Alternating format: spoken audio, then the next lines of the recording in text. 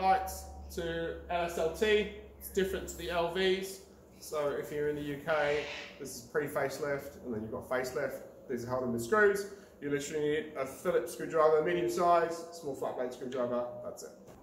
You can crouch down, I never do. Easiest just open the tailgate, and there's a sweet spot where it will just kind of sit there. So you just got a Phillips screw each side, just remove those.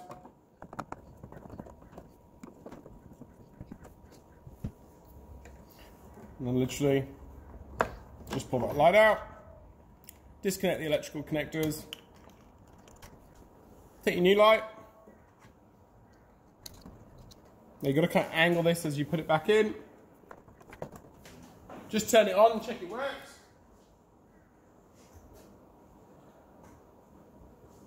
Refit your 2 screws.